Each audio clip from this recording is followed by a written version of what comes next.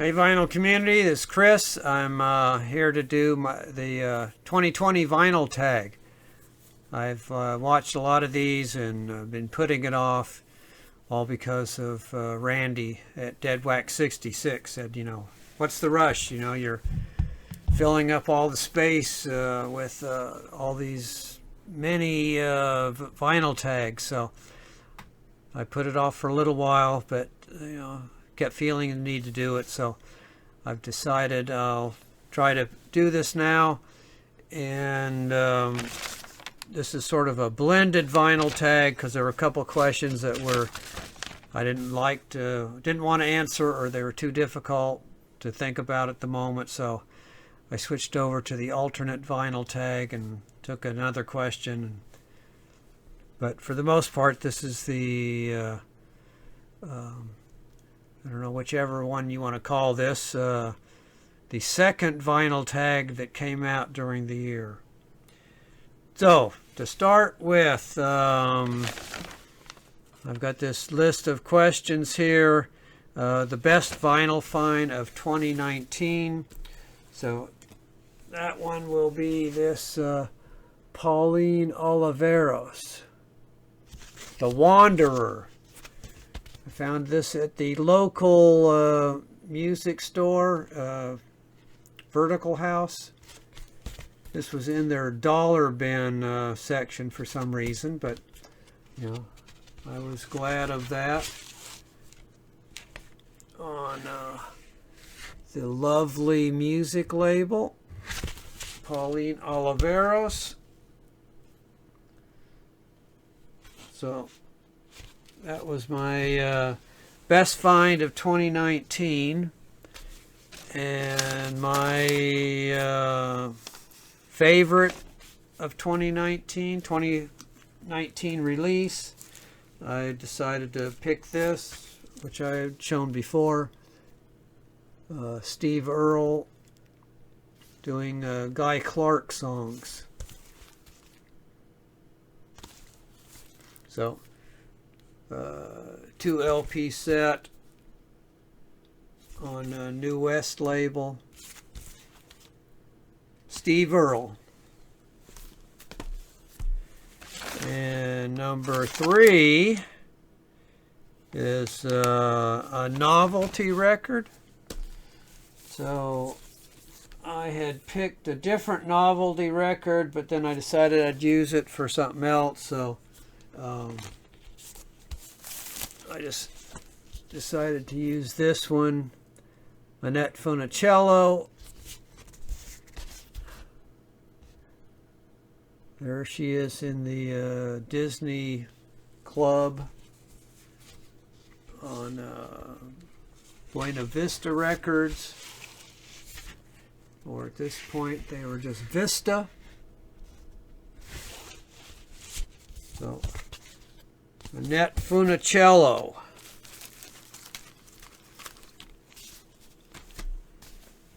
And then an Homage. Yeah, an Homage cover. So I had some other ones that I'd thought about, but so did other people.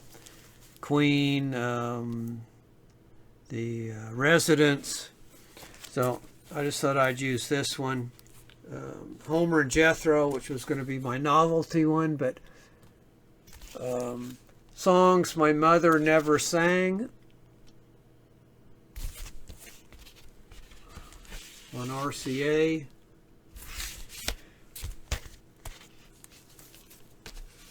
The one I didn't have to include in this would be the Everly Brothers, that songs my father sang or father taught us or whatever.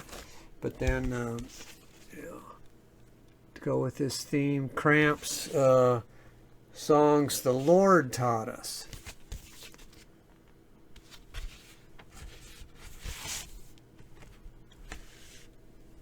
They're on that label there. So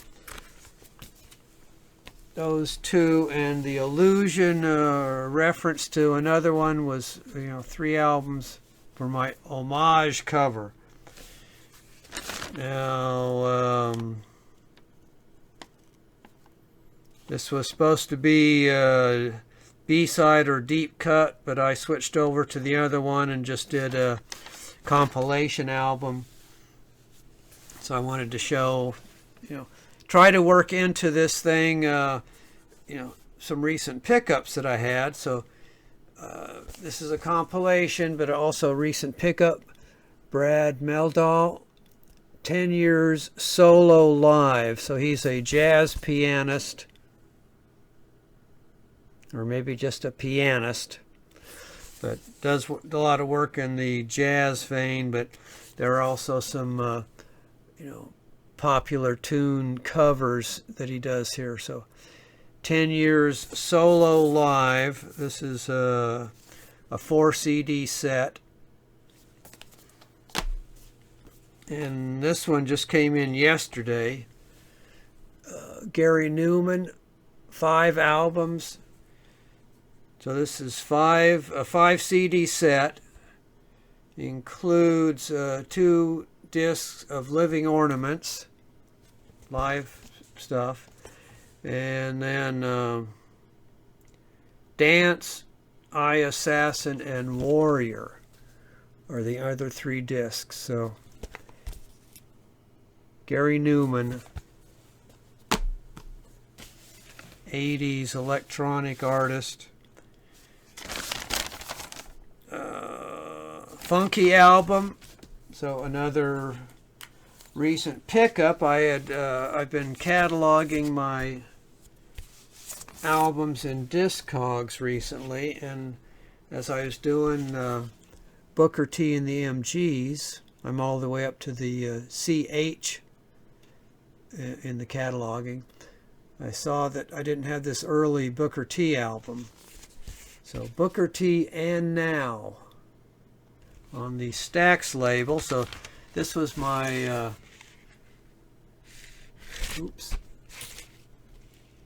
my funky album, mid-60s, 67, 66, Booker T and the MGs. And Weird Shelf Buddies. All right, so this was my Weird Shelf Buddies. So started out with second chapter of Acts, which is sort of a Christian rock group.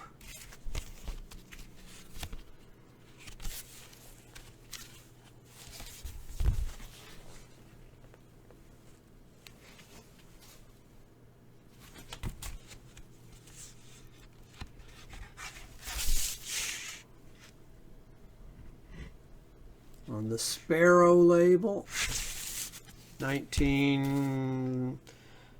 70s, I think, and they were right next to Neil Sedaka. So a 60s pop artist. O'Carroll on RCA. And they were right next to the Seed, so 60s garage band.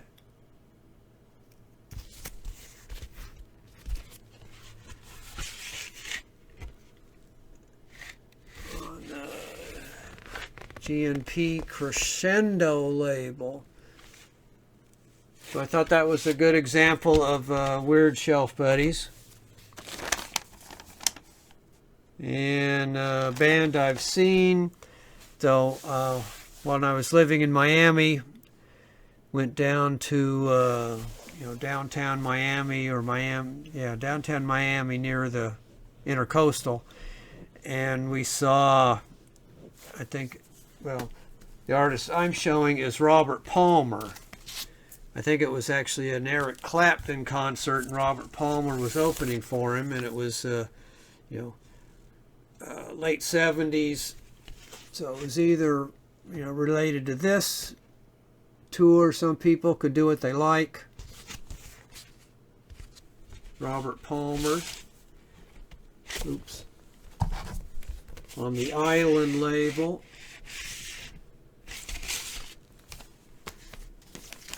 or it was the follow-up, which was Double Fun, which went a little more, didn't have as many reggae type influences on it, more towards the disco side or dance oriented. Still on the island. Robert Palmer, Double Fun. This one's probably one of my favorite Robert Palmer albums. I think Secrets or Clues is also up there too. But what I remember about this is that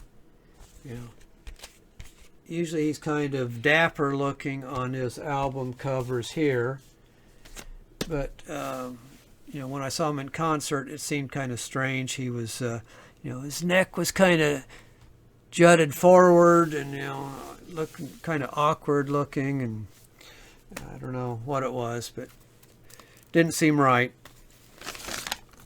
But from the little I remember, it was an okay concert.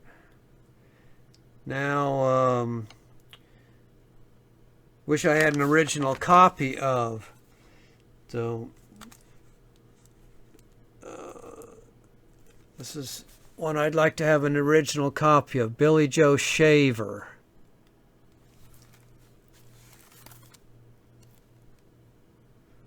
Old Five and Dimers Like Me. So, country rock. He pretty much wrote Waylon Jennings' Honky Tonk Heroes album. So there's the Billy Joe Shaver, Old Five and Dimers Like Me, and then albums, before they were famous. So I'll start with this one. Fuse. So this is sort of a pre-Cheap Trick album.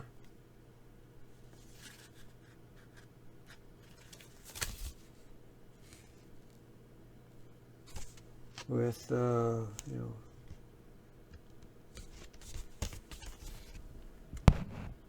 two of the members there.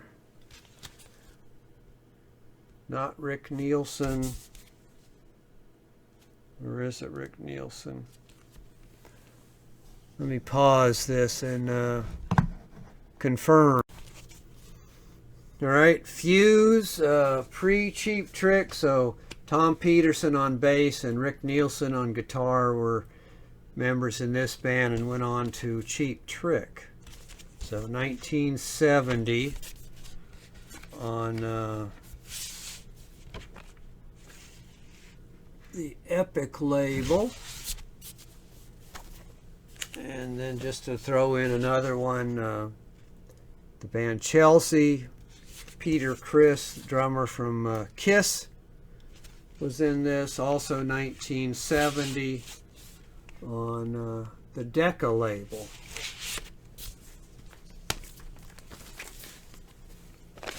Alright, so now I think this is Book or Movie or Movie. So the book I recommend was one I just finished. It was Electric Eden. So it covered folk music in the United Kingdom, and it covered several hundred years actually, though it sort of focused on the 60s and 70s, but also went into a lot earlier than that. I don't have a copy. It was a Kindle that I read it on, but I'll try to stick up a picture in the video before I post it. And then movies, one good one was Songcatcher, which covers a lot of Appalachian folk music,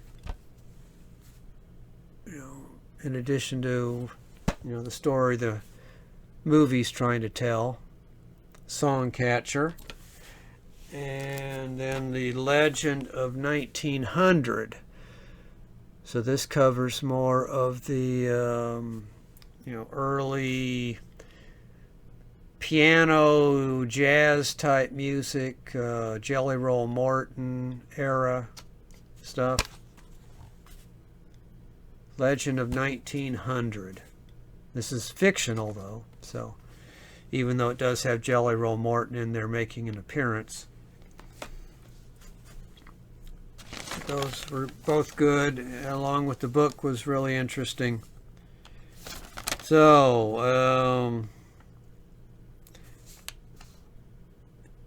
instead of underrated album.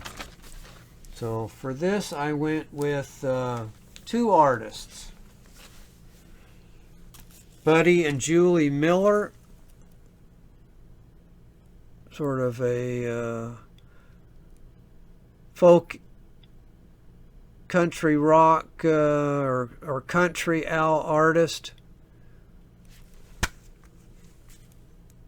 This is self-titled. Here's another one.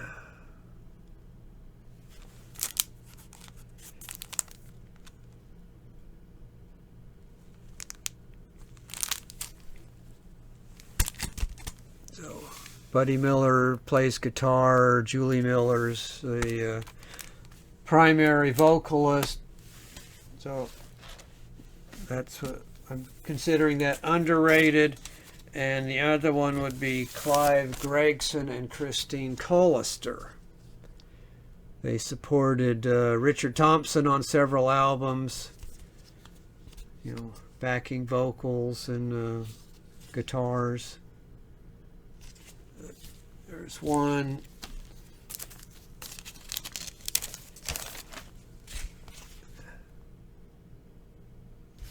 There's another one. This one's called Mischief. So, some underrated artists there, or little heard about, but pretty good.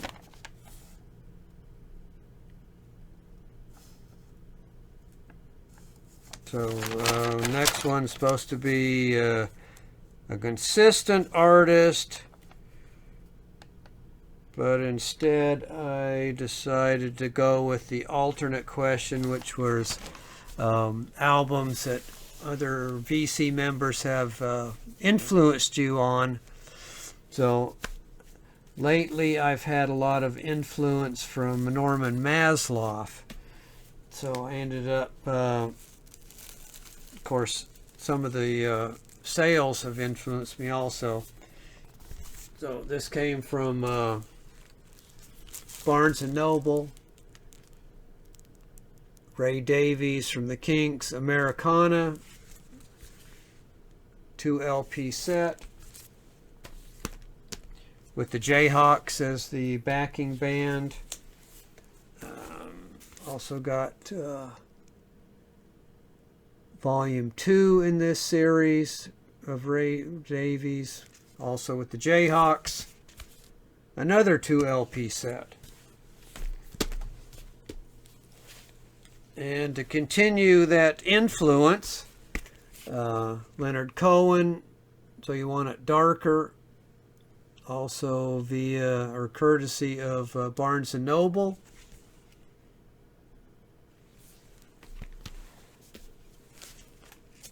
And the last Barnes & Noble influence or purchase was Leon Russell. I don't know if, I can't remember if he actually showed Leon Russell, but he just convinced me to get this one, probably because of his, it's on this Tiger Splatter vinyl, but probably because of J.J. Cale that he had shown. So Leon Russell. And then the last one was just a used album country music artists for the most part, other than Dave Holland's included, but yeah. Various artists got together to put out this album on Flying Fish. Norman Blake on guitar, Jethro Burns mandolin, Sam Bush mandolin, Vassar Clements violin, Dave Holland on bass, Tut Taylor dobro. So Mazzy showed that, and I wasn't aware of it, but I sought it out.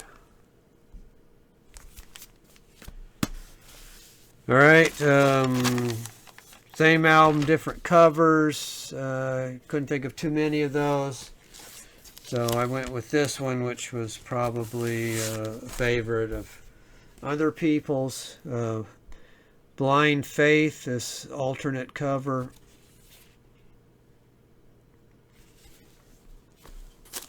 And then Blind Faith, the more common cover with the band. Sounds good either way. Album that I bought cheap that is now seems to be worth some money. So this one is as a result of me cataloging my records. Duncan Brown, Give Me, Take You on the Immediate label. So sort of a folk psych maybe album. One that I picked up in the, for $2, in somebody's discount bin or whatever. Now it's in the $50, $60, $70 range. Duncan Brown, Give Me, Take You. Now, favorite drummer. So here I went with Charles Hayward is my favorite drummer. He's sort of like the Evan Parker of jazz. He drums, but he also includes a lot of electronics on everything he does. So turns out that most of his projects or bands that he's involved with are interesting and good. So he was in Camberwell Now. So here's a compilation they put out.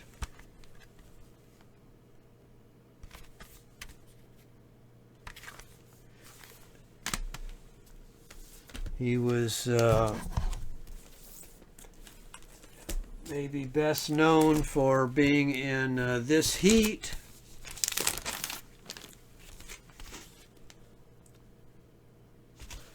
So here's a reissue of This Heat.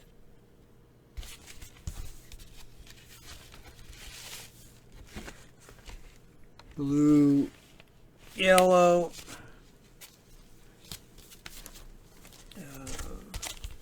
This Heat, Health and Efficiency.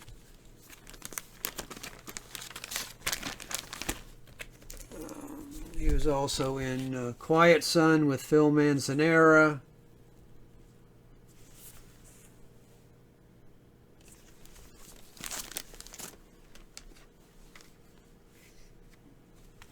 He was in this version of Massacre with Fred Frith.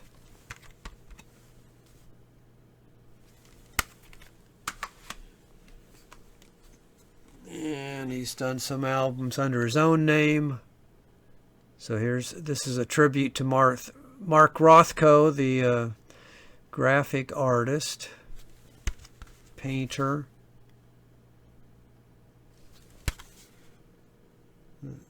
On the Sub Rosa label. So there's my favorite drummer. Now this is album turning 20. Yep. So I didn't have any albums or LPs, but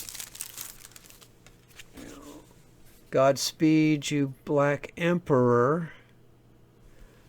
Raise Your Skinny Fists. So this album is came out in 2000.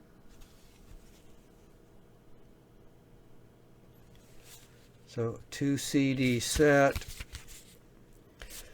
Droney,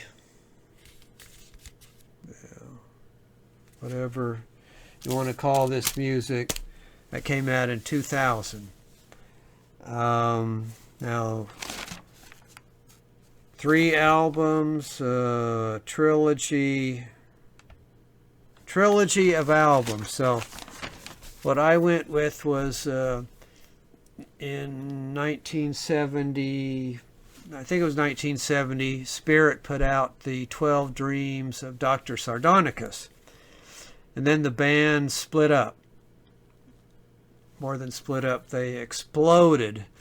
So 1972, they put out a trilogy of albums by all the various band members. And they were all great.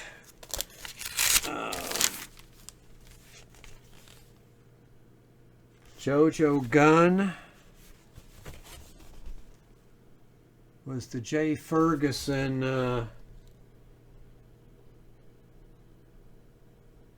and Mark Andy's Curly Smith version. Remnant or Piece of Spirit. This was their pinnacle. Jojo Gunn. Randy California put out Captain Copter and the Twirly Birds. Another great spin-off of Spirit.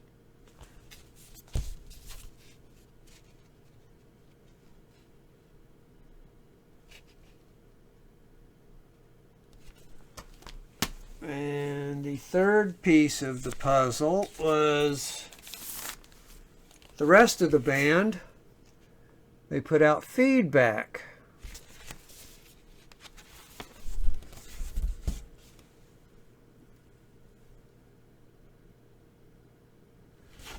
So this was the father-in-law and the other members of the band.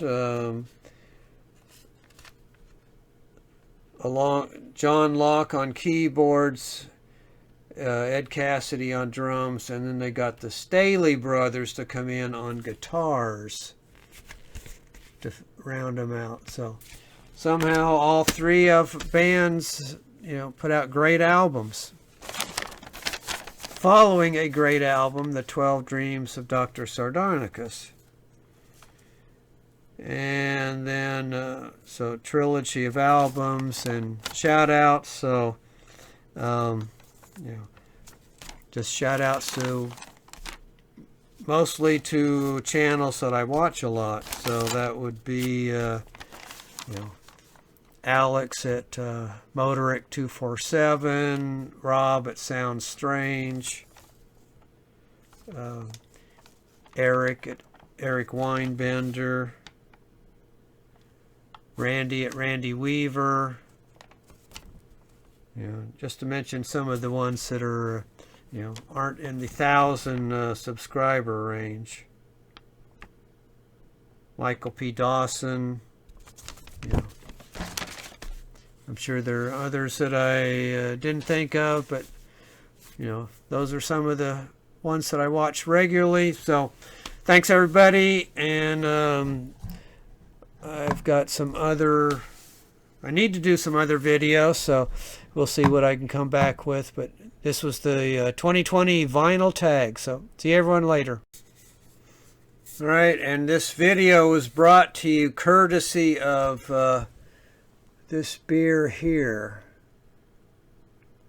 Manquerda, a double IPA, though it's strong enough that it could be called a triple IPA. It's a little over 10% alcohol by volume.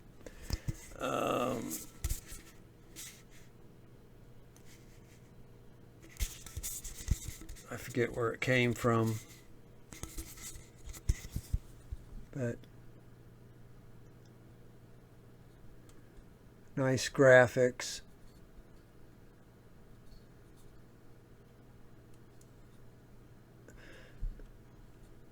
Nice beer. So thanks everyone.